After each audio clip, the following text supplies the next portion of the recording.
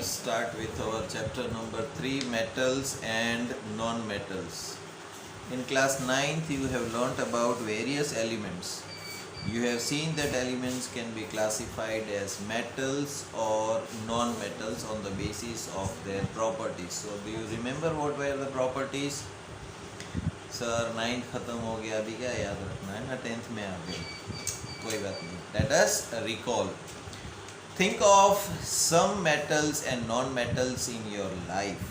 What properties do you think while categorizing elements as metals and non-metals? Roughly, if I say metals are hard, non-metals are soft, metals have luster, non-metals have no shining surface, metals can be drawn into wires, non-metals cannot be drawn into wires, metals are ductile, non-metals are non-ductiles. आया ना याद? चलो. The easiest way to start grouping substances is by comparing their physical properties. Let us start their study with the help of the following activities. For activity 3.1 to 3.6, collect the samples of the following metals: iron, copper, aluminium, magnesium, sodium, lead, zinc and any other metal that is easily available. So क्या करेंगे? Take the sample of iron, copper, aluminium and magnesium. Note the appearance of each sample. Clean the surface of each sample by rubbing them with the sandpaper and note their appearance again.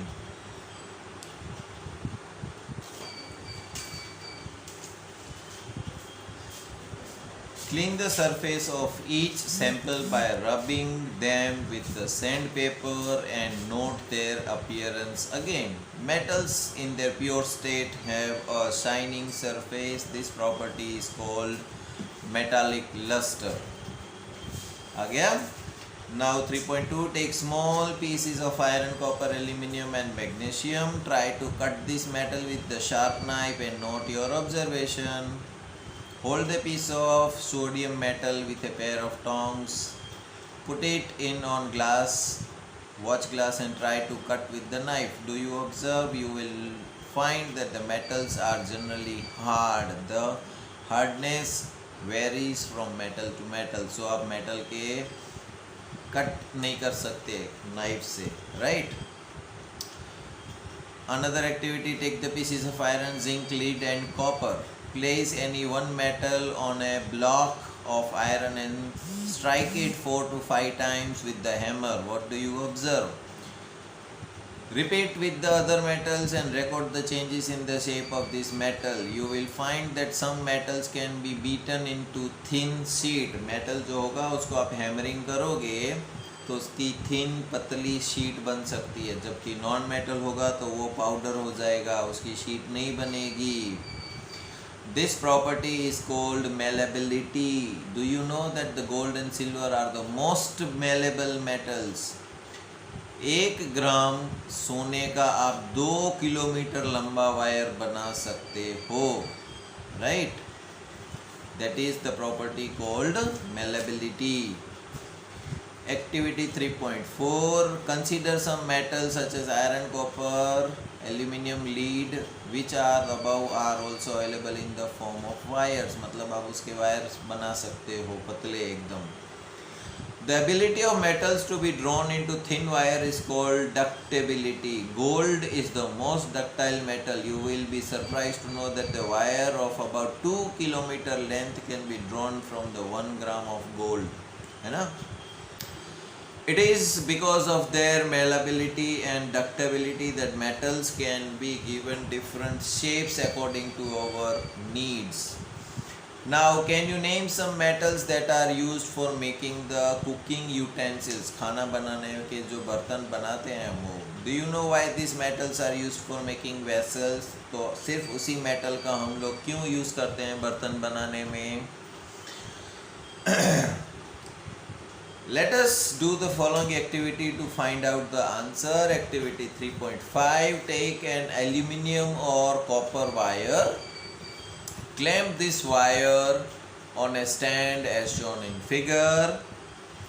fix the pin to a free end of the wire using the wax. Heat the wire with the spirit lamp, candle or burner near the place where it is clamped. What do you observe after some time?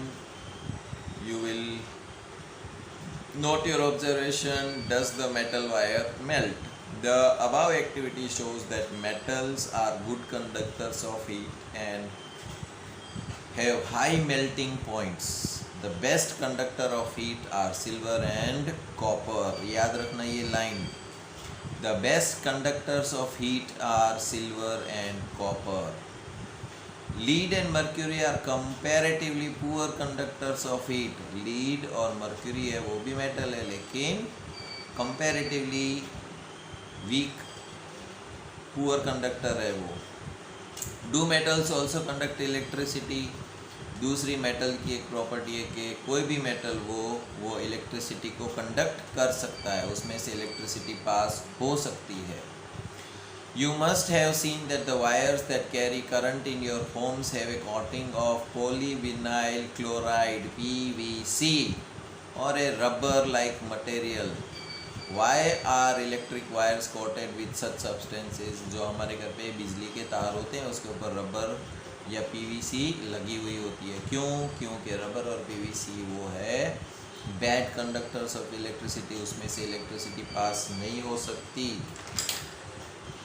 For example अगर ये wire है metal का कोई, अगर उसमें से electricity pass हो रही है और मैं पकड़ूंगा तो मुझे भी करंट लगेगा, लेकिन देखो इसके ऊपर रबर लगी हुई है तो अंदर कोई भी करंट पास हो रहा तो मैं आराम से इसको पकड़ के रख सकता हूँ, मुझे कुछ नहीं होगा. Right. What happens when metals strike a hard surface? Do they produce a sound? किसी भी मेटल को अगर आप स्ट्राइक करते हो तो आवाज़ आती है ना. दूसरा ये जो है नॉन मेटल है उसको आप करो तो कुछ आवाज़ नहीं आती. Okay. So metals produce thrilling sound when they are beaten. Right. Now let us see what is. तो हमने मेटल्स की क्या क्या प्रॉपर्टी देखी कि मेटल्स आर हार्ड होते हैं, उसको आप चाकू से कट नहीं कर सकते हो, उसको आप हथौड़े से पतली शीट बना सकते हो. राइट. उसके वायर्स बना सकते हो, वो हीट को कंडक्ट कर सकते हैं, इलेक्ट्रिसिटी को भी कंडक्ट कर सकते हैं. अभी उसको मारा जाएगा तो थ्रिलिंग साउंड आएगा. जैसे मंदिर में कैसे घंट बजाते हैं, अपनी स्कूल में पीरियड ओवर का बेल बजता है तो बेल बज जाने के बाद भी थोड़ी 1, 2, 3 सेकंड के लिए वो हमको आवाज़ फिर भी सुनाई देती है, थ्रिलिंग साउंड. राइट. ये मेटल्स की प्रॉपर्टीज़ हैं. अब नॉन मेटल्स को देखते हैं. In the previous class you have learned that there are very few non metals as compared to the metals. Some of the examples of non metals are carbon, sulphur, iodine, oxygen, hydrogen etcetera. The non-metals are either solids or gases except bromine which is a liquid. तो non metals जो हैं वो या तो solid form में होंगे या तो गैसियस फॉर्म में होंगे.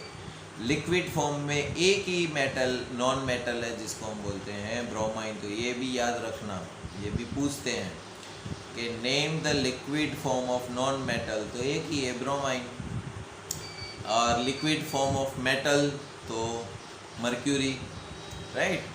तो ये एक एक लाइन के क्वेश्चंस पूछते हैं तो वो चैप्टर के बीच में से हमें अंडरलाइन करके याद रखना. Compile your observation regarding the metals and non metals. तो हमें क्या मिलेगा?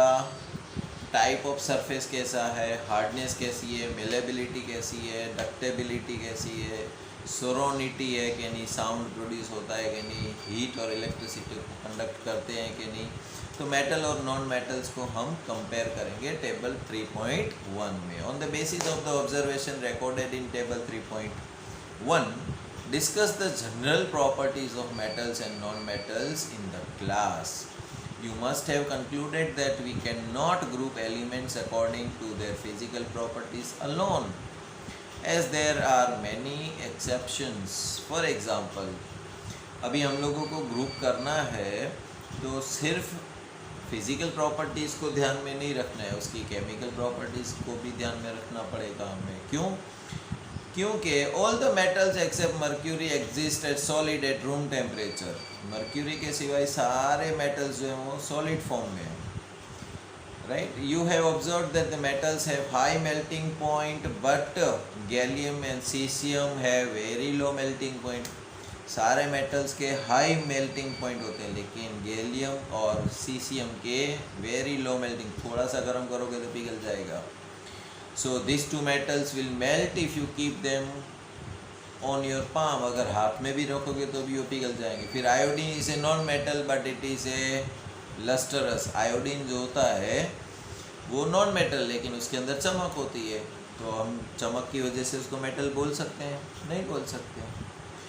Carbon is a non metal that can exist in different forms. Each form is called an allotrope. Diamond and allotrope of carbon is the hardest natural substance known and has very high melting and boiling point. Graphite, the another allotrope of carbon, is a conductor of electricity. अभी carbon जो non metal है उसके दो अलग अलग form होते हैं। एक होता है डायमंड जो महंगा होता है, क्यों? क्योंकि उसके अंदर बहुत सारी स्ट्रेंथ होती है, राइट। और दूसरा है ग्रेफाइट जो हम पेंसिल में यूज़ करते हैं, तो 1 रुपये में इतना सारा मिल जाता है हमको, लेकिन वो स्ट्रेंथ नहीं होती है उसके अंदर, राइट। दूसरा, alkali metals like lithium, sodium and potassium are so soft that they can be cut with a knife. अभी देखो, इसको आप कट भी कर सकते हो। They have low densities and low melting points. Elements can be more clearly classified as metals and non-metals on the basis of their chemical properties. So each element can be clearly classified as metal and on the basis of their chemical property. तो अगर कोई भी चीज़ आपको मिली है तो वो metal है या नॉन मेटल है पता लगाना है, तो सिर्फ फिजिकल प्रॉपर्टीज़ काम नहीं आएगी, केमिकल प्रॉपर्टीज़ को भी पढ़ेंगे तो ज़्यादा पता चल जाएगा, श्योर हो जाएंगे कि हाँ ये मेटल है और ये नॉन मेटल है। कैसे? Take a magnesium ribbon and some sulphur powder, burn the magnesium ribbon and collect the acids formed and dissolve them in water. अब क्या करना है? मैग्नीशियम की रिबिन आती है, उसको हमको जलाना है पहले, राइट। फिर जैसे वो जल जाएगी तो उसकी राख बनेगी, acids form and dissolve them in water. फिर उस राख को हमें पानी में मिला देना है। Test the resultant solution with both red litmus and blue litmus paper. अभी हमको क्या करना है? 2 पेपर आते हैं लिटमस पेपर, एक रेड लिटमस पेपर आता है, एक ब्लू लिटमस पेपर आता है। फिर उस पानी में दोनों लिटमस पेपर को डाल के चेक करना है क्या होता है। Is the product formed on burning magnesium acidic और बेसिक? तो क्या होगा, जो सॉल्यूशन बना हमारा पाउडर से मैग्नीशियम को जलाने के बाद वो एसिडिक है कि बेसिक है, उसको टेस्ट करना है। तो हमें किससे करना पड़ेगा? लिटमस पेपर से, right. Now burn the sulphur powder, place a test tube over the burning sulphur to collect the fumes produce. अभी सल्फर को जलाओ, जैसे उसके धुएँ निकलेंगे तो उसके ऊपर उल्टी टेस्ट ट्यूब में सारे धुआं कलेक्ट कर लो। Add some water to the about test tube. अभी उस टेस्ट ट्यूब के अंदर थोड़ा पानी डालो और शेक करो। Test this solution again. इस सॉल्यूशन को ब्लू और लिटमस रेड लिटमस पेपर से चेक करो। Is the product formed on burning sulphur acidic और basic? Can you write the equation of this reaction? Most non metals produce acidic oxide. जो non metals होते हैं उसको जब आप जलाते हो तो उसके जो ऑक्साइड बनते हैं वो हमेशा एसिडिक बनाएंगे। व्हेन डिजोल्व इन वाटर, जब आप पानी में डिजोल्व करोगे नॉन मेटल्स के एशेस को, वो एसिडिक बनाएंगे। On the other hand most metals give rise to basic oxide. जब भी आप किसी मेटल को जलाते हो उसकी जो धुआं या ऐश बचती है, जब आप उसको पानी में मिला देते हो तो वो पानी जो है वो बेसिक होता है। You will be learning more about this metal oxide in the next session. अभी होती है chemical properties of metal. Chemical property क्या होती है मेटल की? We will learn about the chemical properties of metals in the following section 3.2.1 to 3.2.4. For this, collect the samples of the following metals: aluminium, copper, iron, lead, magnesium, zinc and sodium. ये सारे metals को ले लो पहले तो। What happens when metals are burnt in air? जब हम उसको हवा में जलाएंगे तो क्या होगा? You have seen in activity 3.8 that magnesium burns in air with a dazzling white flame. चमकीला white flame से जलेगा magnesium. Do all the metals react with the same manner? Let us check by performing the following activity. क्या वो सारे metals ऐसे करेंगे react? Check करते हैं। The following activity needs the teacher's assistance. It would be better if students wear eye protection. तो जब भी लेबोरेटरी में कुछ काम करना हो तो आँखों के ऊपर चश्मा पहन के करना चाहिए, क्योंकि जब भी आप मेटल या नॉन मेटल जलाओगे तो उसका धुआं बनेगा और वो हमारी आँख में जाएगा तो नुकसान कर सकता है, राइट? सो अकेले कुछ नहीं करना है, टीचर की मदद से करना है। जब आप आओगे तब हम लोग करेंगे। Hold any of the samples taken above with a pair of tongs and try burning over a flame. Repeat with the other metal samples. Collect the product if formed. Let the products and the metal surface cool down. Which metals burn easily? What flame color did you observe when the metal burns?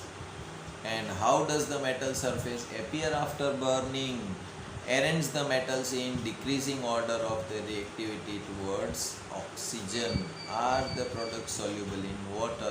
Almost all metals combine with oxygen to form the metal oxide. तो almost all metals, सारे metals जो हैं जब हम उसको जलाएंगे यानी कि oxygen के साथ मिक्स करेंगे तो वो मेटल ऑक्साइड बनाएगा। So metal plus oxygen will give metal oxide. Okay, फिर for example when copper is heated तो वो कॉपर ऑक्साइड बनाएगा, राइट? एल्यूमिनियम को जलाओगे तो एल्यूमिनियम ऑक्साइड बनाएगा। Recall from the chapter 2 how copper oxide react with hydrochloric acid. अभी copper को हमने जलाया तो उसके ऊपर राख बन गई यानी कि कॉपर ऑक्साइड हो गया। अभी कॉपर ऑक्साइड को हाइड्रोक्लोरिक एसिड के साथ रिएक्शन करो तो क्या होता है? We have learned that metal oxides are basic in nature. अभी हमने देखा ना कि किसी भी मेटल को जलाओ तो मेटल जो है उसका ऑक्साइड बनाएगा। उस ऑक्साइड को अब जब पानी में मिलाओगे और लिटमस पेपर से टेस्ट करोगे तो हमेशा वो एसिडिक बताएगा कि बेसिक बताएगा? तो मेटल्स हमेशा बेसिक बताते हैं। तो बेस जो है उसको हम एसिड से रिएक्शन करेंगे तो न्यूट्रलाइजेशन हो जाएगा। We have learn that metal oxides are basic in nature but some metal oxides such as aluminium oxide, zinc oxide show both acidic as well as basic behaviour. Most यानी कि सब नहीं, बहुत, अगर 100 एलिमेंट्स 100 मेटल्स हैं हमारे पास में तो 97 या 98 जो है ना वो एसिडिक बनाए बेसिक बनाएंगे, राइट?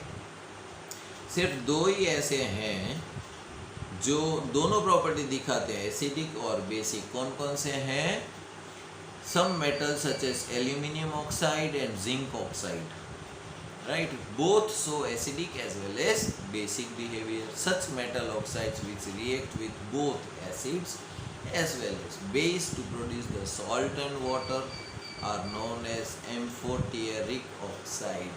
तो क्या हुआ कि जो मेटल की ऑक्साइड एसिडिक और बेसिक दोनों दिखाती है प्रॉपर्टी, राइट? उसको हम बोलते हैं amphoteric, right? So aluminium oxide react with the following manner with the acids and base. तो एल्यूमिनियम ऑक्साइड को जब हम हाइड्रोक्लोरिक एसिड में मिलाएंगे तो एल्यूमिनियम क्लोराइड प्लस वाटर बनेगा, सॉल्ट प्लस वाटर, राइट? फिर एल्यूमिनियम को हम NaOH सोडियम हाइड्रोक्साइड जो कि बेस है जब हम उसको रिएक्शन करवाएंगे तो सोडियम एल्यूमिनेट बनेगा, NaAlO2 plus water, right. So most metal oxides are insoluble in water, वो पानी में घुल नहीं जाते हैं, insoluble in water, but some of this dissolve in water to form the alkalis. कुछ जो होते हैं ऑक्साइड्स वो पानी में डिसॉल्व हो जाते हैं और अल्कली बना देते हैं। Sodium oxide and potassium oxide dissolve in water to produce the alkalis as following: NaOH and KOH, sodium hydroxide and potassium hydroxide बनेंगे। So we have observed in activity 3.9 that all the metals do not react with oxygen at the same rate। ऐसा नहीं है कि metal है तो oxygen के साथ मिल ही जाएगा, किसी को ज़्यादा टाइम लगेगा, किसी को कम टाइम लगेगा, किसी को मॉडरेट टाइम लगेगा।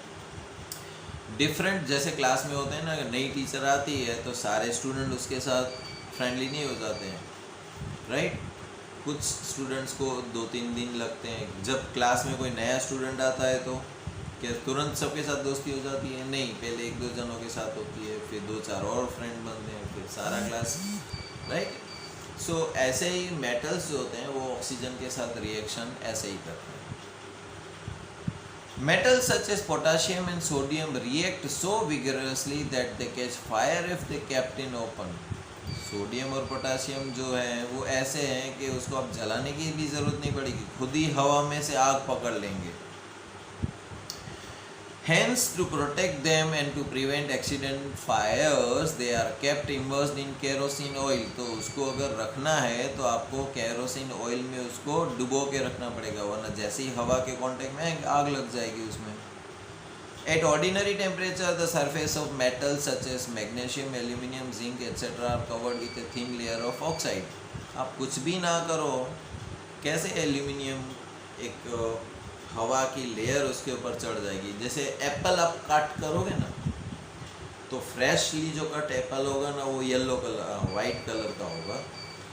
फिर थोड़ी देर हवा में रख दोगे तो धीरे धीरे धीरे वो ब्राउन कलर का हो जाएगा। तो क्या हुआ? तो वो ऑक्साइड, ऑक्सीजन के साथ लेयर बन गई उसकी, ऑक्साइड की, राइट। उसी तरह मेटल जो होते हैं हमारे आयरन में, वो आयरन कॉपर में, तो हवा के साथ जैसे ही कांटेक्ट में आते हैं तो ऑक्साइड की लेयर बन जाती है उसके ऊपर। The protective oxide layer prevents the metal from further oxidation. Iron does not burn on heating, but iron filings burn vigorously when sprinkled in the flame of burner. लोहे को जलाओगे डायरेक्टली तो flame नहीं करेगा, लेकिन अगर बर्नर जल रहा है और आयरन पाउडर डालोगे तो तणखले निकलेंगे, स्पार्क्स निकलेंगे, right. Copper does not burn, but the hot metal is coated with a black colored layer of copper oxide.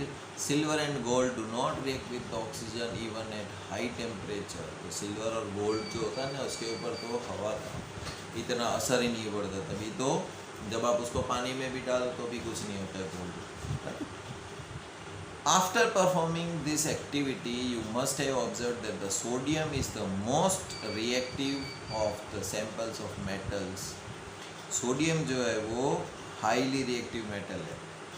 The reaction of magnesium is less vigorous, implying that it does not as reactive as sodium, but burning in oxygen does not help us to decide about the reactivity of the zinc, iron, copper और lead। सिर्फ गर्म करने से हमें पता नहीं चल जाएगा रिएक्टिविटी से कि कौन ज़्यादा रिएक्टिव है और कौन वो है, राइट। उसके लिए हमें कुछ और एक्टिविटी करनी पड़ेगी कि भाई गर्म करने से तो चेक करते हैं, अभी पानी के साथ कैसे रिएक्शन करते हैं वो लोग, राइट, मेटल्स। तो वो हम देखेंगे कल, reaction what happens when metals react with water, that we will see tomorrow। Till then, take care, goodbye।